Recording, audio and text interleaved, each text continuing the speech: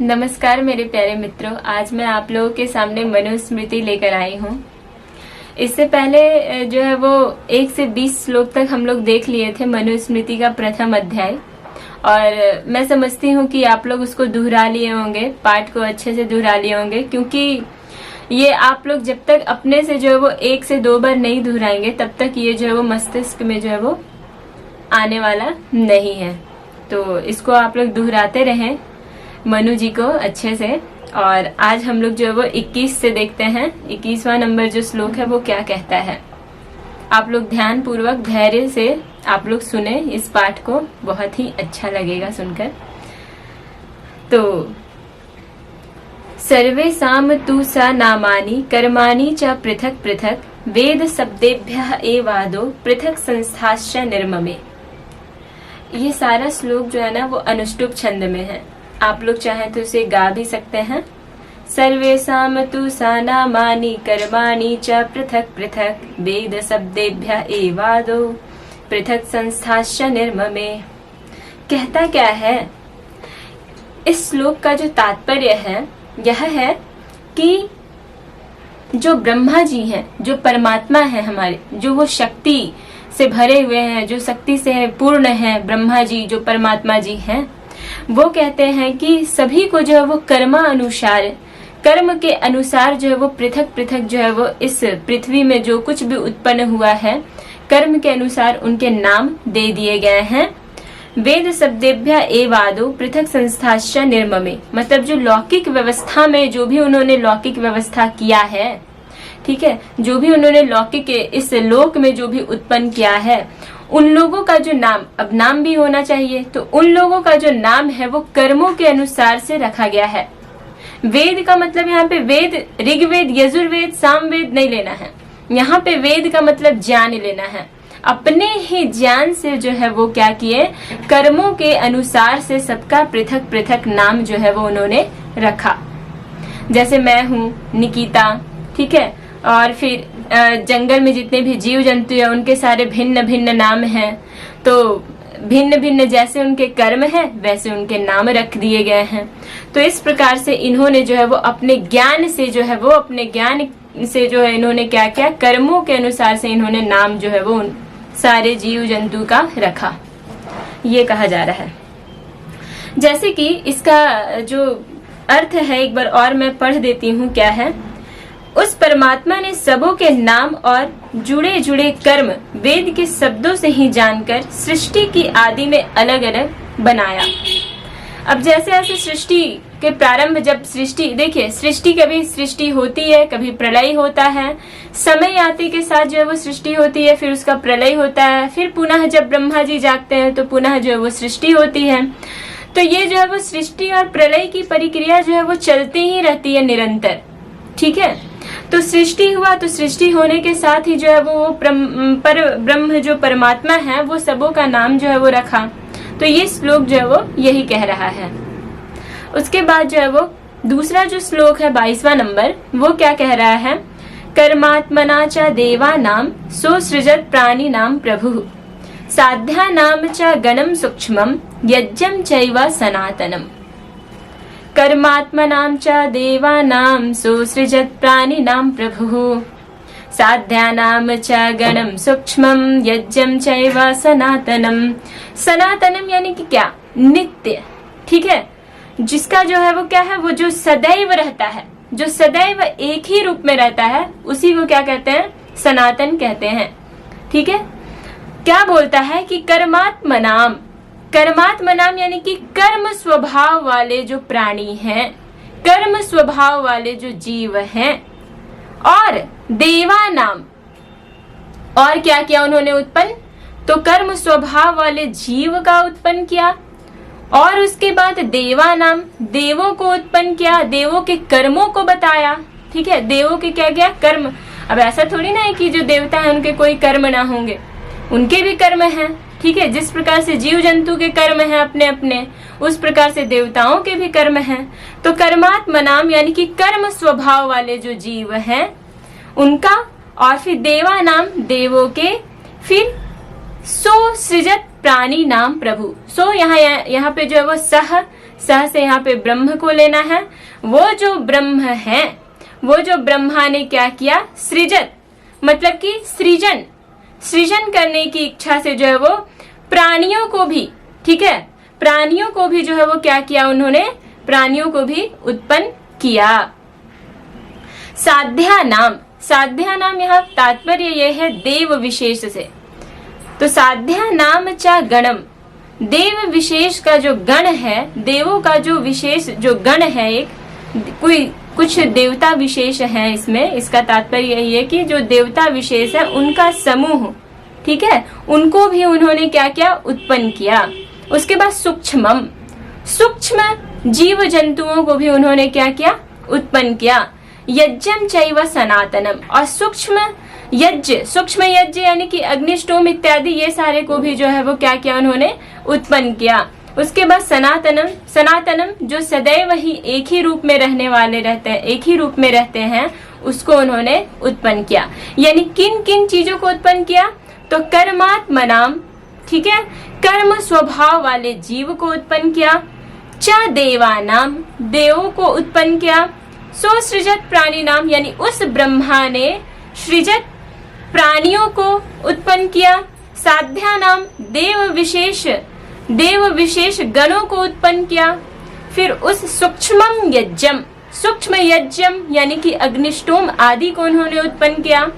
चैव सनातनम, जो कि सदैव एक ही स्थिति में रहते हो, जो नित्य रहते हो, ठीक है, उनको उन्होंने उत्पन्न किया।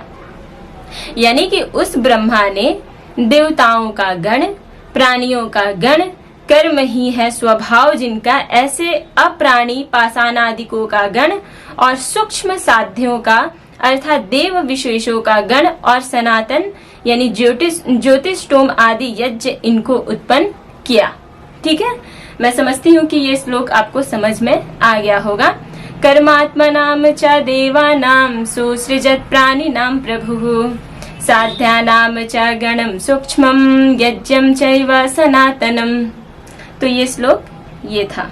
आगे जो है वो 23वां नंबर श्लोक, अग्नि वायु रविभ्यस्तु त्रयं ब्रह्मा सनातनम, दूदोह यज्ञ सिद्ध्यर्थम ऋग्यजुः साम लक्षणम। अग्नि वायु रविभ्यस्तु त्रयं ब्रह्मा सनातनम, दूदोह यज्ञ सिद्ध्यर्थम ऋग्यजुः साम लक्षणम। इसका कहने का ये तात्पर्य है कि जो ब्रह्मा जी है ना, ब्रह्मा जी जो है वो क्या किया, यज्ञों की सिद्धि के लिए, यहाँ पे लिखा है जो नीचे वाला जो पंक्ति है, यज्ञ सिद्ध्यर्थम, यज्ञों की सिद्धि के लिए उन्होंने ऋग यजु साम को उत्पन्न किया। अब प्रश्न उठता है कि ऋग यजु साम कहाँ से उत्पन्न हुए? तो ऊपर वाले पंक्ति में है अग्नि वायु रविभ्यस्तु, अग्नि से जो है वो ऋग्वेद को उत्पन्न किया, वायु से जो है वो यजुर्वेद को उत्पन्न किया, और रवि से जो है वो किसे उत्पन्न किया, सामवेद को उत्पन्न किया। किस चीज के लिए? आखिर में वेद को उत्पन्न करने का क्या कारण था? तो यज्ञों की सिद्धि के लिए जो है वो इनको वेद का जो है वो वेदों को जो है वो बनाना पड़ा, वेदों की रचना करनी पड़ी। ठीक है, ये है। तो मेरे प्यारे मित्रों, कहने का तात्पर्य ये है कि ये जो श्लोक है बहुत ही महत्वपूर्ण है। आप लोग को इसे याद रखना चाहिए कि ऋग्वेद की उत्पत्ति जो है वो किस चीज से हुई है, तो अग्नि से हुई है। इसलिए जो ऋग्वेद का जो प्रथम मंत्र है ना, वो अग्नि से संबंधित है। अग्निम इले पुरोहितम यज्ञस्य देवम ऋत्विजम हुतारम रत्नधातमम। ये जो मंत्र है वो क्या है, अग्नि सूक्त का है। ऋग्वेद का प्रथम मंडल का प्रथम जो है वो सूक्त, अग्नि सूक्त का पहला मंत्र था ये। ठीक है, तो ये अग्नि से इसका जो है वो इस वेद का उत्पत्ति हुआ है। अब यजुर्वेद का जो उत्पत्ति हुआ है वो वायु से हुआ है, और वायु देवता का इसमें जो है वो पहले ही जो है वो ये में वर्णन किया गया है। शुरू का मंत्र ही वायु है यजुर्वेद में। उसके बाद जो सामवेद है, सामवेद का जो सबसे शुरू वाला मंत्र है वो क्या है, तो रवि से संबंधित है। ठीक है, सूर्य से संबंधित है। तो ये आपको ध्यान रखना है। अगला हम लोग श्लोक में चलते हैं। कालं कालविभक्तिश्च नक्षत्राणि ग्रहांस्तथा सरितः सागरान् शैलान् समानि विषमानि च। कालं कालविभक्तिश्च नक्षत्राणि ग्रहांस्तथा सरितः सागरान् शैलान् समानि विषमानि च। अब इन्होंने किन किन चीजों का उत्पत्ति किया ये देखते हैं। कालम क्या है? कालम, काल को उत्पत्ति किया। फिर काल विभक्तिश्च, अब उस काल को तो उत्पत्ति किया, मोटा मोटी से काल को तो उत्पत्ति कर लिया मोटा रूप में। मोटा रूप में कहने का तात्पर्य यह है, स्थूल रूप में कहने का तात्पर्य यह है कि ब्रह्मा का आयु, ठीक है, उनका भी तो काल है ना। फिर पितरों का जो काल होता है, ठीक है, तो इस तरह से जिनका जिनका काल है, ये मोटा मोटी उन्होंने जो है वो काल का उत्पत्ति किया। उसके बाद काल विभक्तिश्च, फिर उसके बाद जो है वो क्या है? काल विभक्तिश्च कहने का तात्पर्य यह है कि ऋतु, अलग अलग ऋतु जो है वो हमारे ये में जो है वो षड ऋतु माना जाता है। उसके बाद मास आदि माना जाता है, ठीक है, चैत्र वैशाख जेठ आषाढ़ सावन भादो, ये सारे जो है वो क्या है?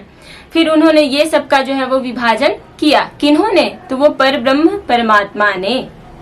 फिर उसके बाद नक्षत्राणि, नक्षत्रों को जो है वो, नक्षत्र को जो है वो उन्होंने क्या किया? उत्पन्न किया। अभी जो है वो क्या है? 28 नक्षत्र हैं। एक जो पहले तो 27 ही थे, लेकिन अब जो है वो अभिजीत नामक नक्षत्र को भी जो है वो जोड़ लिया गया है। तो इस प्रकार से कुल जो है वो 28 नक्षत्र माने जाते हैं।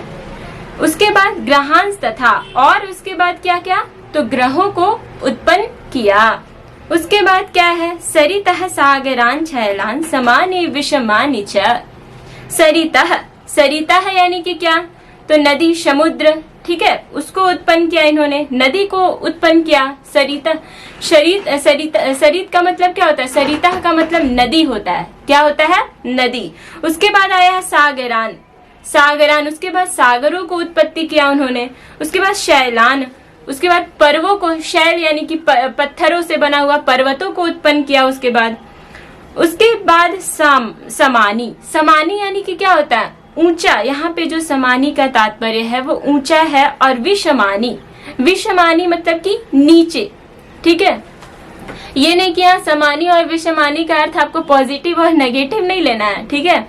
यहाँ पे जो समानी का तात्पर्य है वो ऊंचा, और विषमानी का जो तात्पर्य है वो नीचा से है। यानी ऊंचा यानी कहने का मतलब है कि पर्वत आदि जो ऊंचे ऊंचे टीले ये सब होते हैं उसका निर्माण उन्होंने किया।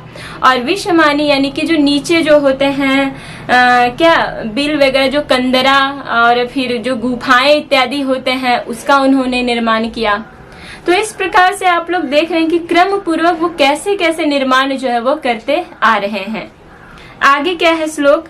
तपोवाचम रतिम चैव कामम च क्रोधमेव च सृष्टिम ससर्ज चैवेमां सृष्टुम इच्छन्निमः प्रजाः। कहता क्या है कि ब्रह्मा ने जो है वो प्रजा को उत्पन्न करने की इच्छा से, जो ब्रह्मा जी थे वो सृष्टुम इच्छन, ठीक है, सृष्टि प्रजा को जो है वो उत्पन्न करने की इच्छा से उन्होंने सबसे पहले क्या किया? उत्पन्न, तो तप को उत्पन्न किया, तपस्या को उत्पन्न किया। वाचम, वाणी को उत्पन्न किया। रतिम, रति को उत्पन्न किया। और क्या? तो कामम, काम को उत्पन्न किया। और क्रोध भी उत्पन्न किया। तो उन्होंने अब सोचा कि प्रजा को उत्पन्न करना है, ठीक है, तो प्रजा को उत्पन्न करने की इच्छा से उन्होंने क्या किया? तप, वाणी, रति, काम और क्रोध को उत्पन्न किया। यह जो श्लोक है यही कह रहा है। तपोवाचम रतिम चैवा कामम च क्रोधम एव च सृष्टिम ससर्ज चैवेमां सृष्टुम इच्छन् इमाः प्रजाः। इसका तात्पर्य यही था। आगे जो है वो क्या कह रहा है श्लोक? कर्मणां च विवेकार्थे धर्माधर्मो व्यवेचयत् द्वन्द्वैरयोजयच्छेमः सुख दुःखादिभिः प्रजाः। कह रहा है यह श्लोक कि कर्मणाम, कर्मों की, और क्या? कर्मों की विवेकार्थे, विवेकार्थे यानी कि विवेचना के अर्थ में, ठीक है। अब इन्होंने क्या किया? जब प्रजा का उत्पन्न इन्होंने कर लिया, तो प्रजा का उत्पन्न करने के बाद जो है वो इन्होंने क्या किया, अब प्रजाओं को जो है वो, प्रजा यानी कि भूत जो जीव हैं, हम लोग हैं, ठीक है, वो हम लोग क्या है, प्रजा ही हैं, भूत ही हैं हम लोग, ठीक है, मनुष्य ही हैं, प्राणी ही हैं, उनके बारे में कह रहा है। क्या कह रहा है कि कर्मणाम, कर्मों की विवेचना के लिए, कर्मों की विवेचना के लिए धर्माधर्मो, धर्म और अधर्म, ठीक है, कर्मों की विवेचना के लिए उन्होंने क्या किया, धर्म और अधर्म को व्यवेचयत, बनाया, क्या किया, बनाया, विवेचन किया, ठीक है।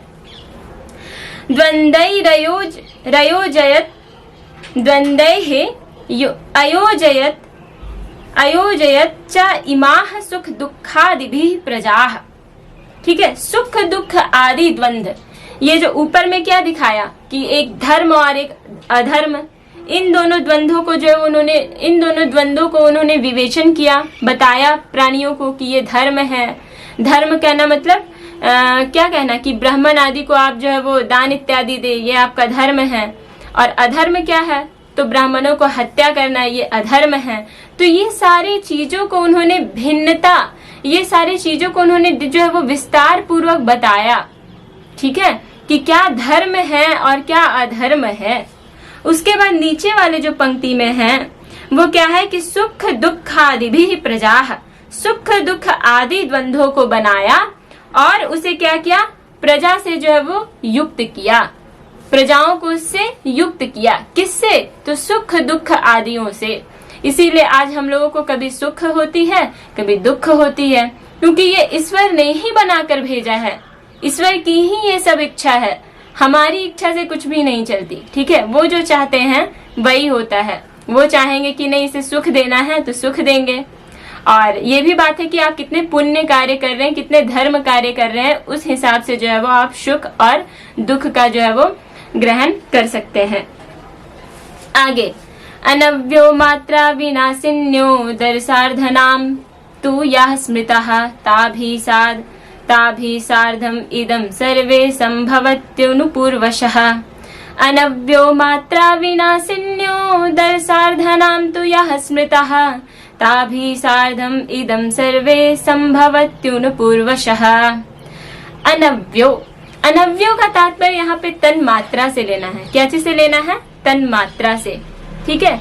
विनाशिन्यो, और देखिए एक पंक्ति में जो है वो श्लोक में आया है दर्शार्धनाम, मतलब 10 का आधा, तो 10 का आधा, ठीक है, यानी कि पंच महाभूत का बात कर रहा है, ठीक है। और जब पंच महाभूत जब विनाश की अवस्था में, पंच महाभूत जब विनाश हो रहा, उसका जो सूक्ष्म रूप है वही क्या है, पंच तन मात्रा है, ठीक है। पंच महाभूत कौन कौन सा हो गया, पृथ्वी अब तेज वायु आकाश, यही है। और जो पंच तन मात्रा है वो क्या है, शब्द रूप रस गंध और स्पर्श है। तो ये क्या है कि जो पंचभूत की जो विनाश होने वाली सूक्ष्म मात्रा जो कही गई है, उनकी सहायता से ही जो ये संपूर्ण जगत को जो है वो बनाया गया है। उनकी सहायता से ही जो है वो सूक्ष्म से स्थूल और स्थूल से और भी स्थूलतम रूप को जो है वो बनाया गया है इस जगत में। देखिए मेरे प्यारे मित्रों, इसमें कहने का ये तात्पर्य है कि जो ये पंच महाभूत है, ये पंच महाभूतों के जो विनाश हो रही है, पंच महाभूत जो विनाश होने वाली जो अवस्था है, उसका जो सूक्ष्म मात्रा है, उसी की सूक्ष्म मात्रा से जो है वो क्या है, इस पूरे संसार को जो है वो निर्माण, इस पूरे संसार को जो है वो निर्मित किया गया है। और उस संसार में जो है वो, उस जगत में क्या है, क्रम से तो बताया इन्होंने, ताभि सार्धम इदम सर्वे संभवत्युनुपूर्वशः। अनुपूर्वशः यानी कि क्रम से क्या है, तो उसका आश्रय लेते हुए, किसका आश्रय लेते हुए, तो वो पंच तन मात्राओं का आश्रय लेते हुए सब कुछ उन्होंने क्रम से उत्पन्न किया। सूक्ष्म से स्थूल गया और स्थूल से और स्थूलतम की ओर उन्होंने जो है वो क्रम पूर्वक जो है वो उन्होंने क्या किया, इस जगत में तो उत्पन्न किया, ठीक है, ये कह रहा है। उसके बाद क्या है, यम तु कर्मणि यस्मिन् स न्ययुङ्क्त प्रथमं प्रभुः स तदेव स्वयं भेजे सृज्यमानः पुनः पुनः। यम तु कर्माणि यस्मिन् स न्ययुङ्क्त प्रथमं प्रभुः स तदेव स्वयं भेजे सृज्यमानः पुनः पुनः। उसके बाद क्या किया, वह जो ब्रह्मा थे उन्होंने क्या किया, उस ब्रह्मा ने प्रथम जिसको जिस कर्म में लगाया उसको बार बार उत्पन्न होकर उसे आप करने लगा। मतलब कहने का मतलब है कि पुनः पुनः जो ब्रह्मा थे, ठीक है, जो ब्रह्मा जिस कार्य के लिए जिस जीव को नियुक्त किए थे, ठीक है, जैसे शेर का कार्य क्या है, किसी का हिंसा करके मार कर खाना, ठीक है। प्राणियों का क्या कार्य है, धर्म करना, यही कार्य है ना। तो जिसका जो कार्य है, अब सृष्टि तो एक बार हुई नहीं, सृष्टि तो बहुत बार हुई और बहुत बार प्रलय हो रहा है। तो ये जो पुस्तक है वो तो सबसे प्रारंभ में जब सृष्टि हुई होगी, ठीक है, उस समय का ये पुस्तक तो लिखा हुआ है नहीं। ये पुस्तक से लिखने से पूर्व जो कई बार सृष्टि और कई बार प्रलय हो चुका होगा, ठीक है, उसका कोई गिनती नहीं है, अनंत, ठीक है।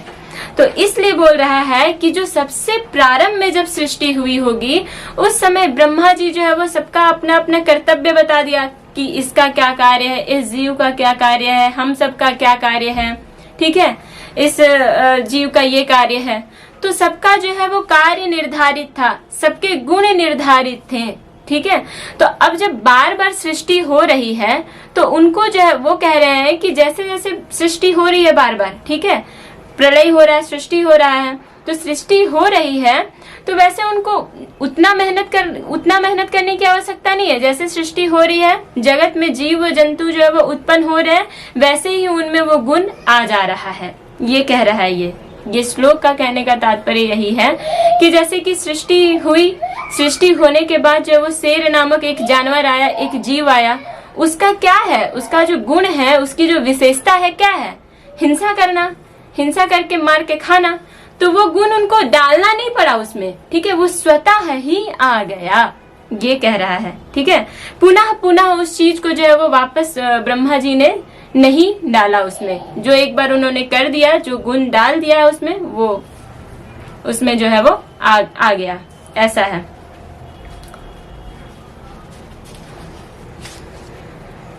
उसके बाद क्या है, जो 29वां नंबर श्लोक है, हिंस्रा हिंस्रे मृदु क्रूरे धर्मा धर्मा वृतान्विते यद्यस्य सोदधात् सर्गे तत्तस्य स्वयं आविशत्। कहने का तात्पर्य यही है